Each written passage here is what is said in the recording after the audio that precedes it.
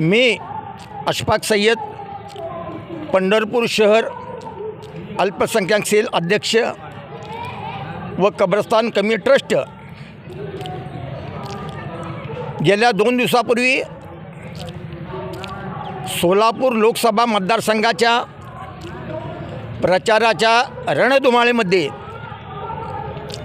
सोलापूर येथे उत्तर प्रदेशचे मुख्यमंत्री योगी आदित्यनाथजी यांच्या प्रचार सभेदरम्यान सोलापूर महानगरपालिकेचे नगरसेवक योगेंद्र कोठे यांनी आपल्या भाषणामध्ये जे प्रक्षोभक विधान केले, जातीवाचक विचार मांडले आणि विष ओकणारे वक्तव्य केले, त्याने आपल्या भाषणामध्ये सोलापूर येथे नई जिंदगी आणि शास्त्रीनगरसारख्या परिसरामध्ये 50 ते 60 हजार बांगलादेशी आणि पाकिस्तानी राहतात असे बेजबाबदार वक्तव्य केलेले आहे। त्याचप्रमाणे येथील मुस्लिम बांधवांना त्यांनी जेहादी लांडे म्हणून असा उपरोक्त उच्चार केला।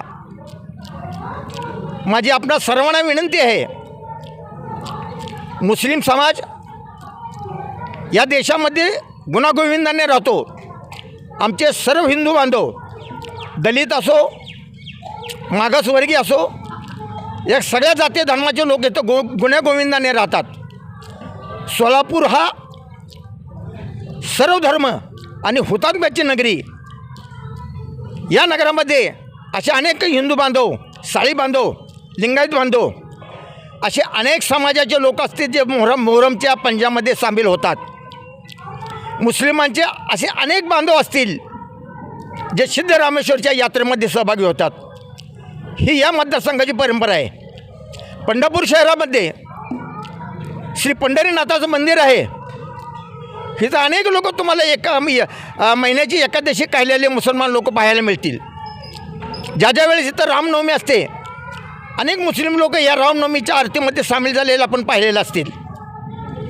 अशा परिस्थितीमध्ये तात्पुरती लोकप्रियता मिळवण्यासाठी केवळ आपण भाजपला किती मदत करतोय, किती आपण भाजपसाठी काम करतो हे दाखवण्यासाठी अगर कोणी करत असेल तर ही दुर्दैवी बाब आहे।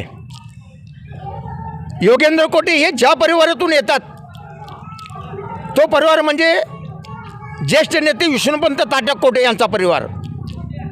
विष्णुपंत तात्या कोठे हे सोलापूर जिल्ह्याचे पिता म्हणून गणले जातात।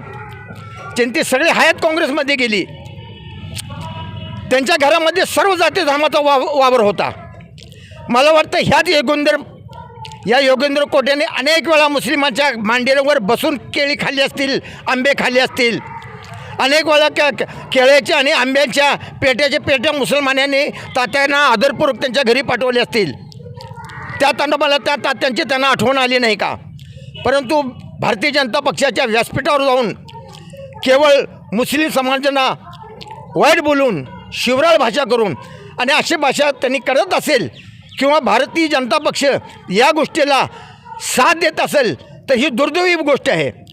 कारण की येणाऱ्या काळामध्ये सोशल मीडियाचा जमाना आहे, लोक जागृत झालेले आहेत। लोकांना कळतं आहे की विकासाची भाषा, देशाच्या विकासाची भाषा, सबका साथ सबका विकासाची भाषा सोडून आज भारतीय जनता पक्ष जातीवादावर उतरलेलं आहे। मला प्रधानमंत्री यांची एक गोष्टीची आठवण करून देऊ वाटते कि प्रधानमंत्र्यांनी एका कार्यक्रमामध्ये म्हणले होते कि मैं मुसलमानों को एक हाथ में कंप्यूटर और एक हाथ में कुरान देखना चाहता हूँ। मला प्रधानमंत्रींना प्रश्न विचारायचा आहे की आपले नुसतं बोलायचे इलेक्शनमध्ये फक्त बोलायचे विधान असतात का? वास्तविक जीवनामध्ये आपण सुद्धा कुठल्या लेवलला उतरता? दुर्दैव आहे। आम्ही ह्या गोष्टीचा निषेध करतो।